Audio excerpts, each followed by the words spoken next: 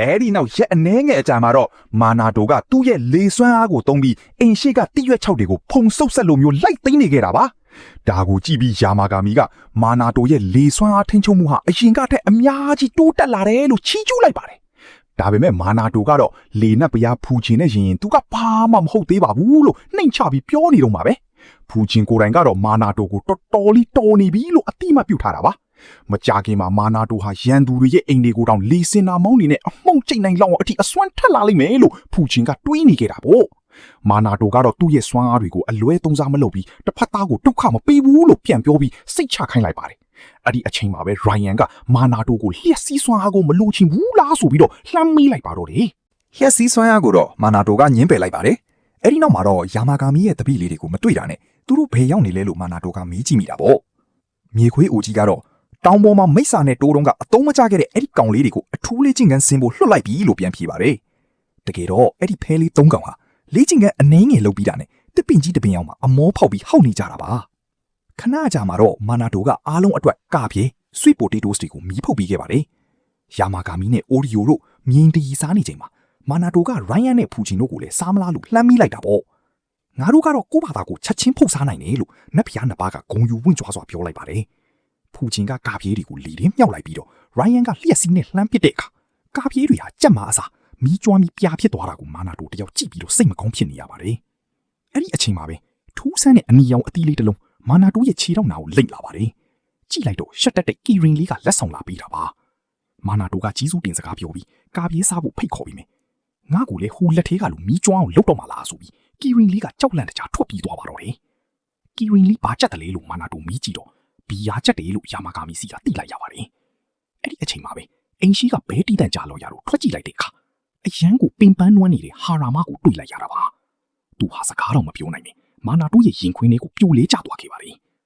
အနာယူပြီးရေလေးတောက်လိုက်တော့မှဟာရာမစကားပြောနိုင်လာပါတယ်မာနာတိုရဲ့အိမ်ထဲကဖိအားတွေပိုများလာတယ်လို့သူကသတိပြုမိပေမဲ့မာနာတိုကတော့ဘာမှမသိတယ်လို့ပဲဟန်ဆောင်နေခဲ့တာပေါ့နောက်ဆုံးမှာတော့ဟာရာမာက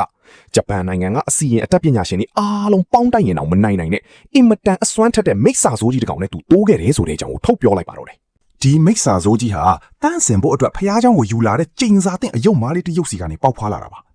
တန့်စင်ပေးရမယ့်ဖုံးတော်ကြီးပြန်လွန်တော်မူသွားတဲ့နောက်မှာတော့အဲ့ဒီဖျားเจ้าဟာခြောက်ချားစရာကောင်းတဲ့နေမြေတစ်ခုဖြစ်သွားခဲ့ပါတယ်ဟာရာမကတော့ဒီမိစ္ဆာဟာယာမာဂါမီတို့လိုပဲအင်မတန်အစွမ်းတက်တဲ့အရာတစ်ခုဖြစ်နိုင်တယ်လို့ခန့်မှန်းထားတာပေါ့ဟာရာမကမာနာတိုကိုဖားเจ้าအကူအညီတောင်းရတယ်လဲဆိုရင်အဲ့ဒီဖျားเจ้าဟာတာမန်ကဘာရဲ့ပြင်ပမှာရှိတဲ့ထူးခြားတဲ့ဟင်းလင်းပြင်ထဲမှာတည်ရှိနေလို့ပါပဲမာနာတိုကနတ်ဖျားတွေကိုမြင်နိုင်စွမ်းရှိတာကြောင့်သူတို့ရဲ့အစွမ်းနဲ့ဆိုရင်အဲ့ဒီခြောက်ချားစရာဖျားเจ้าတွေကိုဝင်နိုင်လိမ့်မယ်လို့ဟာရာမကယုံကြည်နေတာပါဒါကိုကြားလိုက်ရတဲ့ယာမာဂါမီကတော့ငါ့ရဲ့အစွမ်းကိုအလကားသုံးချင်တာလားဆိုပြီးဒေါသတကြီးနဲ့ဟာရာမကိုဖိအားတွေပေးလိုက်ပါတော့တယ်ကံကောင်းတာကဖဲရက်လေး၃កောင်ကဝင်တားပြီလို့ဟာရာမတယောက်အသက်ရှူချောင်သွားတာပါမာနာတိုကကုညီပေးဖို့တောင်းဆိုလိုက်တဲ့အခါမှာတော့ယာမာဂါမီကတင်းကျပ်တဲ့စီကံတစ်ခုနဲ့သဘောတူလိုက်ပါတယ်အဲ့ဒါကတော့ပရီမီယံအစစ်မြင့်မုံတွေနဲ့ဖဲယူတွေကိုအဝါကျွေးရမယ်ဆိုတဲ့စီကံပဲဖြစ်ပါတယ်မုံတွေရပြီးတဲ့နောက်မှာတော့ယာမာဂါမီဟာလူကိုယ်တိုင်လိုက်မယ်အစားအဝီးကနေပဲအကူအညီပေးမယ်လို့ပြောလိုက်ပါတယ်သူရဲ့အစားအထူးလေးကျင့်ထားတဲ့တပည့်၃កောင်ကမာနာတိုနဲ့အတူလိုက်ပါသွားပြီးတခြားကဘာကိုသွားမယ်ပေါ်တဲကိုဖွင့်ပေးမှာပဲဖြစ်ပါတယ်နောက်တနေ့မှာတော့မာနာတိုနဲ့ဖဲရက်၃កောင်ဟာခြောက်ချားစရာဖျားเจ้าရှိရာစီကိုခရီးစတင်ခဲ့ကြပါတယ်မာနာတိုထွက်မသွားခင်မှာပဲယာမာဂါမီဟာကူဆူနိုကီတစ်ပင်ရဲ့တရွက်လေးတရွက်မာနာတိုရဲ့အင်ဂျီထဲကိုလွင့်စင်ဝင်သွားတာကိုတတိထားမိလိုက်ပါတယ်မြို့ထဲကိုရောက်တဲ့အခါဟာရာမာပြောတဲ့အတိုင်းသွားနေတော့မှာပဲဟိုမှာကြည့်စမ်းစားခြင်းစရာမုံဆိုင်လေးကိုမြင်လိုက်ရတဲ့ဖဲရက်လေးတွေကြောင့်အားလုံးကခရီးတစ်ထောင်နာပြီးအေပေါ်ပိုင်တွေကိုအားရပါရစားနေကြပါတော့တယ်အဲ့ဒီအချိန်မှာပဲမာနာတိုဟာအနားမှာရှိနေတဲ့ကြီးကန်းတကောင်ကသူတို့စီကိုဦးတီပြီးအော်မြည်နေခဲ့ပါတယ်ဖဲရက်လေးတွေကတော့ဒီကြီးကန်းဟာလမ်းပြပေးနေတာလို့ပြောတာကြောင့်မာနာတိုလည်းနောက်ကနေလိုက်သွားခဲ့တာပေါ့ခဏကြာမှာတော့သူတို့ဟာမှောင်မိုက်တဲ့မြူခိုးတွေနဲ့ပြည့်နှက်နေတဲ့ဖိအားအလွန်များတဲ့နေမြေတွေကိုရောက်ရှိသွားပါတယ်ဖျားเจ้าရှိကိုရောက်တဲ့အခါမှာတော့ကြီးကန်းတွေအားလုံးဟာအထဲကထွက်နေတဲ့အစိမ့်ငွေတွေကိုကြောက်လို့ရှောင်ပြေးနေကြတာကိုမာနာတိုသတိပြုမိလိုက်ပါတယ်သူရောက်နေပြီဖြစ်ကြောင်းဟာရာမကိုဖုံးဆက်ပြောလိုက်တဲ့အခါဟာရာမကသူတို့အဖွဲလေဖျားเจ้าရဲ့အနောက်ဘက်မှာရှိနေတယ်လို့ပြန်ဖြေပါတယ်ဒါပေမဲ့သူတို့ကတော့ချီတလန်းအောင်တိုးလို့မရတော့အောင်ဖိအားတွေပြင်းထန်နေတာပါဟာရာမကမာနေတူကိုရှေ့ဆက်သွားဖို့တိုက်တွန်းရင်အချင်းကြီးမဟန်ရင်အသက်လူပြီးပြေးတော့လို့လေတတိပေးလိုက်ပါသေးတယ်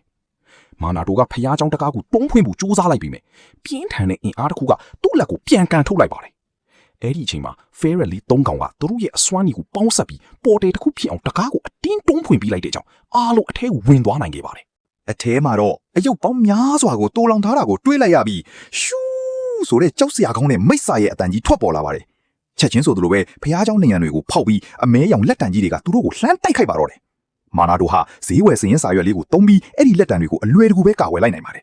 သူနှိမ့်နှင်းလိုက်ပြီးတဲ့နောက်မှာတော့အယုတ်တွေဟာကြမ်းမြင့်ပေါ်ကိုတီးဆုံးပြီးသားအတိုင်းပြုတ်ကျသွားခဲ့ရပေါ့ဒါပေမဲ့နောက်ထပ်အယုတ်တွေအများကြီးထပ်ထွက်လာတာကြောင့် fairy လေးတွေကလည်းဝင်ရောက်တိုက်ခိုက်ကြပါတယ်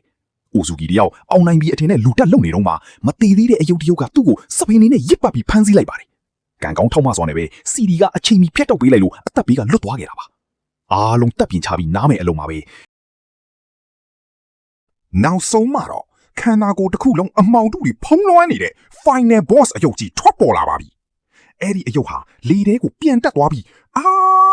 ဆိုပြီးတလောကလုံးတုံဟိသွားအောင်အော်ဟစ်လိုက်ပါတယ်သူ့ရဲ့အော်တန်နဲ့အတူထွက်ပေါ်လာတဲ့အမှောင်တူတွေကမာနာတိုတို့အဖွဲ့ကိုပြင်းထန်စွာတိုက်ခိုက်လာပါတော့တယ်မာနာတိုဟာသူ့ရဲ့မှတ်စုစာရွက်တွေကိုလေထဲကိုမြှောက်လိုက်ပြီးအစွမ်းထက်လက်နက်တွေအဖြစ်အသုံးချဖို့ကြိုးစားခဲ့ပါတယ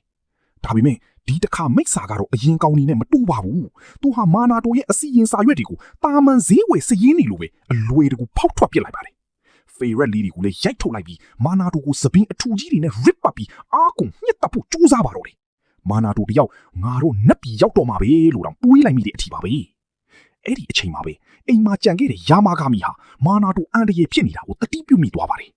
သူ့ရဲ့မျက်လုံးတွေဟာအစွမ်းတွေနဲ့တောက်ပလာပြီးဖဲရက်လေး3ကောင်စီကိုစွမ်းအားတွေကူးဆက်သွားပါတယ်မြေခွေးဖြူကြီးရဲ့ဟင်းဟောက်တန်နဲ့အတူဖဲရက်လေးတွေရဲ့အစွမ်းတွေပေါင်းဆက်သွားပြီးဝုန်းကနေတိုက်ခိုက်လိုက်တဲ့အခါမှာတော့မိစ္ဆာအယုတ်ကြီးဟာအရင်ကြီးပြီးမြေပြင်ပေါ်ကိုပြုတ်ကျသွားပါတော့တယ်မာနာတိုဟာနာကျင်မှုကြောင့်အဆက်ဆက်တုံနေတဲ့အယုတ်ပေါ်မှာစလုံးတစ်လုံးရေးလိုက်တဲ့အခါမှာတော့အယုတ်ထဲကမကောင်းတဲ့အညစ်အကြေးတွေအားလုံးလွင့်စင်ထွက်သွားခဲ့ပါတယ်ဒါပေမဲ့ဖျားเจ้าထဲမှာတကယ်မိစ္ဆာစစ်ကြီးကကြံနေပါသေးတယ်အထဲကိုဝင်ကြည့်လိုက်တဲ့အခါအမှောင်ထုတွေဝါမြုံနေတဲ့ထူးဆန်းတဲ့စွမ်းအင်လုံးအော့ကြီးတစ်ခုကိုတွေးလိုက်ရတာပါဒီအလုံးကြီးကိုတန့်စင်ပေးနိုင်မှသူတို့ဒီနေရာကနေထွက်သွားနိုင်မှာဖြစ်ပါတယ်မာနာတိုဟာစာရေးဖို့ရှာလိုက်ပြီမဲ့သွားပြီးစာရွက်ကုန်သွားပြီးဆိုတာကိုသိလိုက်ရပါတယ်ကံကောင်းလို့မှတ်စူးစာကိုအပူတအုပ်တွေးလိုက်ပြီးအစီရင်စာလုံးတွေအများကြီးရေးလိုက်ပြီမဲ့စွမ်းအင်လုံးကြီးကအရန်အစွမ်းထက်တော်နေလို့တန့်စင်ဖို့မအောင်မြင်ခဲ့ပါဘူးသူတို့စာရေးစရာရှာနေတော့မှပဲပတ်ဝန်းကျင်တစ်ခုလုံးကပြူကျပျက်စီးလာပါတော့တယ်မိစ္ဆာတွေကိုတွားပြီးတိုက်ခိုက်မိတာကြောင့်ဒီထူးဆန်းတဲ့ဟင်းလင်းပြင်ဟာလုံးဝပျက်စီးတော့မယ်ဆိုတာကိုအားလုံးသိလိုက်ကြပါတယ်အဲ့ဒီအချိန်မှာပဲကြောက်လန့်နေတဲ့ဖဲရက်လေးတစ်ကောင်ကမာနာတိုရဲ့အင်ဂျီထဲမှာပုံနေရင်ယာမာဂါမီထည့်ပေးလိုက်တဲ့ကုဆုနိုကီတိရွက်လေးကိုတွေ့သွားပါတယ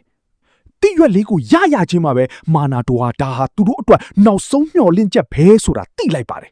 သူ့မှာရှိသမျှအားအင်တွေကိုစုစည်းပြီးကုဆုနိုကီဆိုတဲ့သူ့ရဲ့မျိုးရိုးနာမည်ကိုတိရွက်ပေါ်မှာရေးလိုက်တဲ့အခါမှာတော့အင်မတန်အစွမ်းထက်တဲ့အစီရင်တစ်ခုဖြစ်သွားပါတော့တယ်ဒီအစွမ်းကြောင့်စွမ်းအင်လုံးကြီးတွေကအညစ်အကြေးတွေအားလုံးလွင့်စင်သွားပြီးတန့်စင်သွားခဲ့ပါပြီမာနာတိုတို့အဖွဲ့ဟာတန့်စင်သွားတဲ့အလုံးကြီးကိုကင်ပြီးအပြင်ကိုအတင်းပြေးထွက်ခဲ့ကြပါတယ်ဖျားเจ้าအပြင်ဘက်မှာတော့ဟာရာမာဟာမာနာတိုကိုကယ်ဖို့ကြိုးစားပေမဲ့ဘာမှလုပ်လို့မရပဲကြည်နေရယုံပဲရှိတာပါအထဲမှာတော့အဆောက်အဦတွေဟာအယမ်းကိုမြန်ဆန်တဲ့အရှိနဲ့ပြိုးကျနေပါတယ်ထွတ်ပေါက်ကိုပြေးနေတော့မှပဲတစ်ပင်ကြီးတစ်ပင်ဟာမာနာတိုပေါ်ကိုတက်တက်ကြီးပြိုးကျလာပါတော့တယ်ရုပ်တရက်ဆိုသလိုဖူဂျင်နဲ့ရိုင်အန်တို့ပေါ်လာပြီးတစ်ပင်ကြီးကိုအပိုင်းပိုင်းခုတ်ထစ်ပစ်လိုက်ပါတယ်သူတို့နှစ်ပါးကပြင်းထန်တဲ့လေမုန်တိုင်းတစ်ခုကိုဖန်တီးပြီးမာနာတိုတို့အဖွဲ့ကိုထွက်ပေါက်ရှိရာစီကိုလွင့်စင်ထွက်သွားအောင်တွန်းပို့ပေးလိုက်ပါတော့တယ်အားလုံးလက်ရှိကဘာကိုပြန်ရောက်ပြီးနိုးလာတဲ့အခါမှာတော့ဘသူကယ်လိုက်တာလဲဆိုပြီးဖယ်ရီလေးတွေကအံ့ဩနေကြတာပါအဲ့ဒီအချိန်မှာပဲနတ်ဖျားနှစ်ပါးပေါ်လာပြီးမာနာတိုကိုငါတို့မပိုင်ရင်မင်းတို့တော့ပြာဖြစ်နေပြီဆိုပြီးလန့်စနောက်နေကြပါတယ်မာနာတိုကလည်းဒုက္ခပြီးမိတဲ့အတွက်အာနာတကြီးနဲ့ပြန်ပြီးတောင်းပန်လိုက်တာပေါ့ခရီးစဉ်အပြီးမှာတော့ဟာရာမကမာနာတိုကိုအထူးကျေးဇူးတင်စကားပြောခဲ့ပါတယ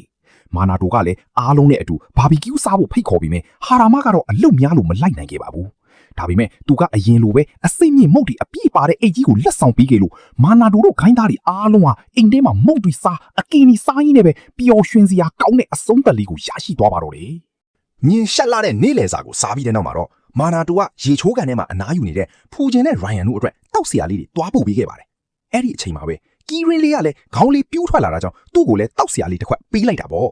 အရန်ပျော်သွားတဲ့ကီရင်လေးကကျေးဇူးတင်တဲ့အနေနဲ့ဒူးရင်သီးတစ်လုံးလက်ဆောင်ပေးလိုက်ပေမဲ့ရိုက်ကီကတော့ဘယ်ကနေဘလို့ပေါ်လာမှန်းမသိပဲအဲ့ဒီအနံ့ပြင်းတဲ့အသီးကိုအဝေးကိုလှမ်းပစ်လိုက်တာတော့တယ်အဲ့ဒီအသီးရဲ့အရသာနဲ့ပတ်သက်ပြီးသူတို့နှစ်ယောက်အငင်းပွားနေကြတော့မှအော်ယူကလည်းရိုက်ကီဘက်ကနေဝင်ကူလိုက်ပါသေးတယ်နတ်ဖျားသုံးပါအချင်းချင်းငင်းခုန်နေကြတော့မှပဲဖဲရက်လေးတွေကမာနာတိုကိုထူးဆန်းတဲ့စွမ်းအင်လုံးကြီးအော့ကိုလာကြည့်ဖို့လှမ်းခေါ်လိုက်ပါတယ်မာနာတိုတွားကြည့်လိုက်တဲ့အခါအဲ့ဒီအလုံးကြီးကအလင်းကြီးတောက်လာပြီးကြက်ပေါက်စားလေးတစ်ခေါင်းအဖြစ်ပြောင်းလဲသွားပါတော့တယ်ယာမာဂါမီကတော့ဒီကြက်ပေါက်လေးရဲ့နာမည်ကဟောလိုလို့ခေါ်ပြီးသူကရိုက်ကီတို့အဖွဲ့ဝင်ကန်ကောင်းကြီးနတ်ဖျားတွေကနောက်ဆုံးအဖွဲ့ဝင်ဖြစ်တယ်လို့ရှင်းပြခဲ့ပါတယ်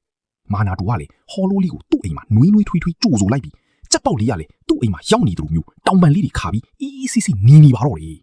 ကဲဒါကတော့ episode 4ရဲ့ဇလန်းအကြည့်ပဲဖြစ်ပါတယ်ဗျာ